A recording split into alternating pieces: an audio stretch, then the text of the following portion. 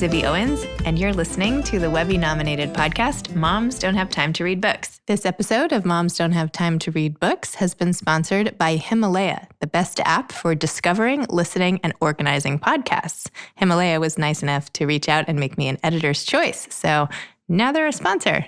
Check them out at Himalaya.com or in the App Store. I'm really excited to be here today with Ben Michaelis, PhD, who's a clinical psychologist, elite performance coach, and the author of Your Next Big Thing, 10 Small Steps to Get Moving and Get Happy. He has been featured on HuffPost, The New York Times, Psychology Today, Parents, Glamour, and many other publications, and is a frequent guest expert about mental health on TV and radio. He graduated Phi Beta Kappa from Columbia University and earned his PhD from NYU. He currently lives in Brooklyn, New York. So welcome to Ben. Thanks so much. Glad to be here, Zibby. Thanks for coming on.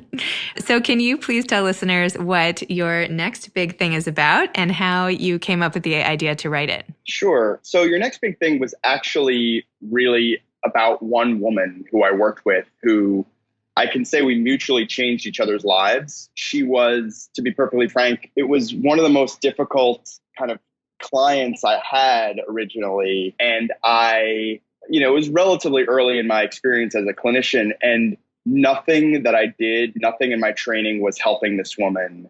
And she was, in her early 40s, single mother with a job that was, she described it as soul sucking, I think was the words that she used. And she was clearly depressed, but caught in a really bad place, and nothing that I'd been trained for helped her. And I felt pretty bad and honestly pretty frustrated. And at some point during the work with her, I just kind of threw everything out the window and I said, I want to try something with you. I want to try a thought experiment with you. And I asked her to close her eyes and to imagine her great granddaughter. And I took her through something that literally I just came up with on the spot, this exercise where I tried to get her into the mind of her great granddaughter, because the one thing in this woman's life that that the only source of joy was her daughter. And so I tried to get her to picture what this girl's life was going to be like in the distant future. And then after I got her really steeped in this girl's life, I had her turn the camera back on herself to say, okay, what does this girl know about you? How did your life, besides the fact that you were her, forebear, how did you contribute to her life? And she opened her eyes and she said, I want to make her a piece of jewelry to go to her senior prom, her high school prom. It was like, Zibby, when I tell you that it was like one of these moments that like, you just never forget. Like it was so powerful. Like it was so specific and so powerful. And I'm telling you, from that moment on, something happened in this woman that changed her and ultimately changed me. Because this is someone that like, at that point, she wasn't a jeweler or anything like that. She had really liked making like jewelry when she was a kid with beads. But like, she hadn't thought about that in like 30 some odd years. And then quickly actually became a jeweler. Like she would come in to the office and like, I don't know anything about jewelry, but like, I knew things that are cool looking. And she would come in with these like really cool pieces. And then she like took a metalsmithing class and how to work with silver and then she began selling her work so this was a long time ago now, like when Etsy rather was really relatively early, and she was one of the first people that like really made that into a career through Etsy, it wasn't common back then. And so the work kind of proceeded from there, where I would try things with her, some would work, some wouldn't. And I was just like taking notes about things that were working and some that weren't working. And then at some point I was like, wow, if you actually put these things together, it could be a book. And I'd never written a book or anything like it at that point. And that became the basis of the book.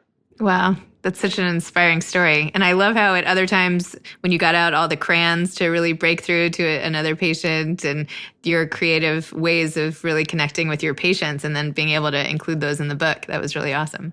Thanks. Yeah, I can say like it originally was going to be only about her, but as you know, like editors wanted it to be more diverse and other people. So I did bring in work with other people, but a lot of the book was really about her fundamentally. So tell me how the order of things went when you were working on this book, because the book is filled with fantastic devices to help anybody who's sort of stuck in their life figure out their next step. So all these great quizzes and takeaways and lessons. Like, did you, when you first thought about the book, were you like, I'm going to put in quizzes and make it so that everybody is like using it really like a manual, or like, how did that whole thing come about? So I tend to favor things that are very practical. I'm just a very practical person. And I actually think I like quizzes personally. I like written some quizzes for Oprah like in the past, and I actually really like them, and I've gotten really good feedback about the quizzes themselves, that they're pretty engaging. And so the idea that they would help people to sort of get engaged and think about where they are in their own journey is something that I personally like. And so I thought that having them in the book would be really useful for people. It was also good because as I went through it, I was like, okay, good. I'm good here. I'm good here. And then I'm like, oh dear, like this is where I need to focus. Like, it's always good to have it really quantified and like thrown back in your face like that, without having to be like, well, how do I really feel about this?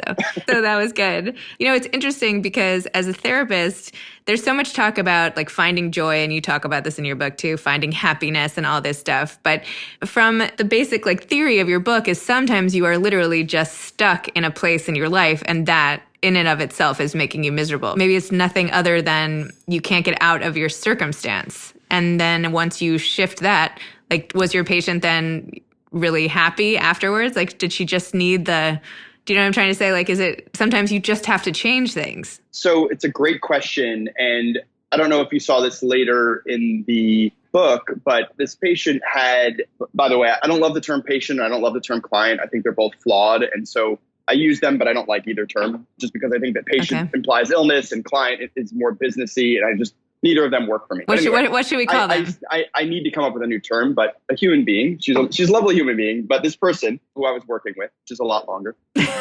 So she started to make a lot of changes in her life, especially when the jewelry was starting to sell. She'd also lost a bunch of weight at one point, and which is something she'd wanted to do for a long time. But it actually, once she started to get more attention from men, she kind of panicked. And disappeared from therapy for a while and gained back some weight and got back into some old patterns, so, you know, I think that it's challenging to just have, I mean, for her, she was a pretty extreme example of someone that like literally this conversation changed the trajectory of her life. And I think that we need to, having some guidance during those moments can be really useful, but also kind of allowing things to evolve. Because I think that there were so many changes in her life in a very short period of time that it was a little bit overwhelming. And there's something to be said for just letting things develop apace. It's like, if you think about it like a diet, like I saw a patient yesterday who looked great. You can't call her a patient. I'm really sorry. Someone told me that it's not nice to call them patients. So if you could just call her a human being, that would be better. Okay. All right. Thank you, Zibby. No problem. No, it was a guy actually. And I worked with him for many years, and he struggled with weight loss. With losing weight, and he's gone up and down, but like this was the first time that like he's like just been losing like a little bit, and he looks really good. And I'm like, oh, this is a sustainable change now. This isn't, you know, before he had to go to this one wedding, he lost a lot of weight and like gained it all back. But this, I feel like he's on a path now because it's going slowly and smoothly. So anyway, long answer. No, that's okay. That's interested in hearing. So you recommend that people add some things in their life or really sort of fine tune play and purpose and work, and that these are some big buckets to focus on. So I wanted to hear a little more about play, because theoretically that sounds like, okay, sure, I'll try to put more play in my life. But what does that mean? Does that mean like every so often I have to drag myself to like listen to live music or something crazy? Or like, what does that look like? What constitutes play versus just leisure? It's a great question. And it's something that I've been asked about a lot. And I don't really mean play in the sort of like, let's play ping pong, let's play football. That's great too. I really think, and I don't think I need to explain this a little bit more, like engaging the imagination and thinking about what you're doing a little bit differently. And it's almost like there's something about the attitude to it. So like my son and I went to a creek on July 4th weekend, and like he really wanted to like climb up the creek, which was a little bit dangerous, but like, I was like, yeah, like, let's do it. And like, it felt very playful to me, even though like you could say like all you're doing is climbing up a creek, but like you had to like climb over rocks and like, I don't know, something about that. It's almost like the spirit behind it, which I know is maybe hard to explain, but it's like you sort of know it when you're doing it. The other day I was with the kids at the beach club, at this little beach club we belong to out here, and there were only kids and me in this pool because every other mom, I think, is not as manipulated by their children and was able to sort of like stay in their cute little cover-ups, and I was not. Anyway, they were all diving off this diving board, which was grandfathered in because it's been around for so long. And I was like, you know what? I'm just going to do a dive off the diving board in front of all these moms and everyone else because like that sounds like fun and let me try it. So that was like, I think, my attempt at play. But then I quickly realized once I hit the water and my neck hurt, and I was like, oh my gosh, I'm too old for this. So maybe play within reason or, you know. Play within boundaries, but I do like the spirit that you have. Thank you. Thanks. Absolutely. Talk to me more about defeating your inner critic, because that was a big section for me that I feel like, you know, let's make this about me. help me defeat my inner critic. What would you tell other people about when your self-talk is a little too negative at times? You know, I think that the inner critic often comes from, it actually comes from, usually it comes from a good place, which is an instinct for self-preservation, and that our parents and grandparents want to keep us safe. And that's good. That's really useful. The problem is that you can't be safe your whole life or else you don't have any life. And so there is this sort of sense of, no, you can't do that, or no, you shouldn't do that. And I think that part of the process of maturation is figuring out which of those things is right for you and which of those is wrong for you, because there are some things that maybe are kind of dangerous. But I don't think the world is as dangerous a place as many people think it is. And because when you think of the world as dangerous, then you can't be creative, you can't play, you can't explore. And so realizing that the world is just like, I can go into a whole thing about statistics now, but like, I don't watch the local news. I think that there's a lot of these things that make us feel afraid, and that sort of feed into the inner critic and feed into that sense of, no, you can't do that. But like, most doors are two-way doors. You could walk in and walk out. The exception to that rule is having kids. Like, there's only one way through that door. And so if you walk through that door, you better be damn sure you want to be on the other side of that, because there are very few other things that you can't walk back in this life. I just started reading a book called Don't Wait Up, something like Confessions of a Stay-at-Work Mom by an author named Liz Ostroff, who I'm interviewing soon. And she said that in the delivery room, when her son was born, she was like, don't take the tags off yet. I'm not sure we want to keep him. It's true. You like can't go back. It's like the only time you can't go back. But so tell me a little also about the coaching that you do. So have you turned this way of getting people to sort of find their next big thing into, you know, one-on-one service separate from your clinical work?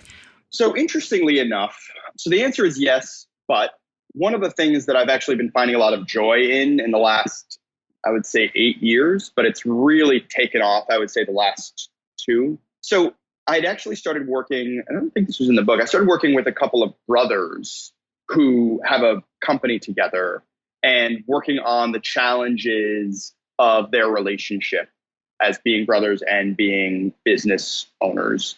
And did that with actually a couple of different family businesses. And then I started to work with these 2 women, and this is public record, the women that run Of a Kind, so on their business, and really, you know, admire them. They're wonderful human beings. And from there, have started to work with a lot of business partners on their relationship and the challenges of being friends or being family members and running a business together. So I've been doing a lot of that lately with different businesses. It just so happens that because the women that run Of a Kind wrote a book and I was in their book. And so I actually have a fair number of female founders in my practice right now that are friends or related and have businesses together. So very cool. Do you have any other stories aside from your first client who, like when you go to sleep at night, you feel so proud of the influence you've had in their life? I do. And like, that was a pretty dramatic one. But like, even, honestly, one from yesterday with these two different women that run a company together, where it was the right decision to try to kind of separate them just for the purposes of their own emotional well-being and their business. And this week they are going to kind of go their separate ways. And they were both incredibly grateful for the process that we've gone through together to get them there, because it's been so conscious and lovely, and it could be very much the opposite. And so when I was, finishing my day yesterday, I was feeling really happy about that, like to be able to hopefully be a force for good for people. You're like a marriage counselor for business owners. Yeah. Totally. Couples counseling. That's awesome. Tell me more a little bit about this 1-minute diagnosis on YouTube. Are you still doing these? I found all these great videos and I was like, oh gosh, what do I have? I have all of these things. Like, so that really was honestly a public service that I decided to do. So, I do a fair amount of media. And when Donald Trump was a candidate, I was interviewed by Vanity Fair about him. This was in early in 2015, I guess. And so I talked about personality disorders and it's part of this article, and then began to do a lot of media on that and realized like the public doesn't know about personality disorders. And so I decided, I was like, look, this is easy enough to do to like make it digestible for people. And so I just decided to do these videos like on my own, and they've actually been used by all kinds of agencies, and the New York Police Department now uses them to train their force on these sorts of things because it's easily digestible information that people should know. Because I think that when people think about mental illness, they tend to think about depression, anxiety, schizophrenia, things of that nature, and they don't think about this whole other category. And that's where the videos really came from. That's awesome. So I have a question about your being a dad and having all this information, right? So you have a son who you're out camping, you're doing whatever. You see all these patients who end up at a place in their lives where they need to pivot in some way. What can you teach kids, or what can you teach someone just starting out to make sure they start off on the right path versus going somewhere negative and then having to regroup? Is there anything you can do, or is it just life that has to happen? So just to respect the question. So I think that as a parent, I think it's very dangerous if you work from theory. I think it's really not a good practice. I think that my job is to love my kids, and like, that's my job, and like figure out how to, let them develop in the ways that they want and the ways that they have talents and what have you. And so I want to that's like one category. But then like for people that are not my kids, which is separate, I do think that there is a combination of listening, and it's like, it's almost trite at this point, but like you kind of have to listen to and watch what feels right for you. I know that it sounds trite, and it takes a while. So like, look, obviously I'm, a very hopefully sensitive human being, very emotional being. Like, the world doesn't have a lot of tolerance for that, or historically, like for boys, like to be like a really sensitive boy. And so it's not like obvious when you're a teenager, like, oh, you should be a therapist. But like listening to that and leaning into it, as opposed to being like, well, because the world doesn't like that, I'm not going to do that. Like that's so kind of listening to what feels right for you. Did you have doubts about becoming a therapist, or what else did you consider doing? I very seriously considered becoming a journalist. I started my undergraduate at Northwestern and in journalism, and it just ultimately didn't feel right. Although interestingly enough, like all of my best friends are journalists. I think there's a question about human motivation that comes with being a journalist. So literally like all of my closest friends are writers. So, but it just wasn't the right particular angle for me. Interesting. But now you kind of done it all, right? You have the book, and I mean, yeah. I don't know. I feel like everything kind of comes together. I mean, I don't know. Not always, but. So what advice would you give someone if they were trying to write a book like yours, a sort of practical and amazing, useful book to help other people? What would you say? So this is going to be the part of the interview where I become less popular, but honestly, it's discipline. It is a daily practice of writing. There's a website called 750 Words, which I know a lot of folks that I work with have used.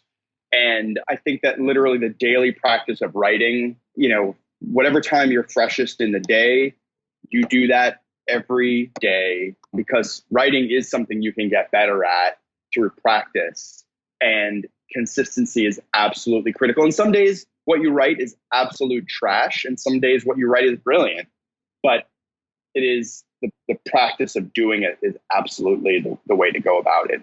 And do you enjoy writing when you're not working on a book for publication? Do you write just for yourself? I do. So I'm working on this new endeavor right now that I feel very passionately about, which has to do with building community. And so I've been leading these retreats it's just very close to my heart. So to do them the right way, I've basically shut off the writing for now. I'm hoping that 6 months to a year I can get back to it. But so the answer is usually I'm not, it's certainly not every day consistent, but I do write frequently. But I do want to get back into it in about 6 months to a year is my plan. Can you tell me any more about the exciting retreats community? Is this a secret? No, it's just I'm not talking about them that much, because the idea behind them is to create emotional safety for people that work. I work with a fair number of sort of public-facing folks, and to be able to create an environment for these people to have conversations of depth and meaning. And so in order to do that, I interview everyone that wants to come and really think about it so that you can create an environment that is actually emotionally safe. And it's working quite beautifully. It just takes a lot of thought and effort, because if I say to you, oh, you can come to this retreat, it's going to be safe, you're putting an unbelievable amount of trust in me, which means I need to make sure that every single person that comes is going to be respectful of that and wants to do this. And it requires a lot of time. I hope you didn't think I was trying to invite myself. No, not at all. You're I'm really can't come. Don't come to my retreat. I was not trying to get an invitation. I was just not at all curious about what you were doing. No, it's been going incredibly well, and we're actually launching the West Coast next week. So yeah, but I've actually really been enjoying the process, even though it's a lot of work. That's awesome. So you found your next big thing. I have, yeah. Perfect. Well, thank you so much for coming on Moms Don't Have Time to Read Books, and for being so patient with all our scheduling and everything. So no worries. It was absolutely a pleasure, and I look forward to us getting to spend some time together in person soon. Me too. Take care. Have a great day. You too. Okay. You too. Bye. Bye. Thanks again to today's sponsor of Moms Don't Have Time to Read Books, Himalaya, the best app for discovering, listening, and organizing podcasts, Himalaya.com. Thanks for listening to Moms Don't Have Time to Read Books. You can follow me on Instagram at Moms Don't Have Time to Read Books. Thanks so much to Steve and Ryan at Texture Sound for the sound editing. And thank you to Morning Moon Productions for providing this fantastic intro and outro music. Thanks for listening. You could always email me at zibby@zibbyowens.com.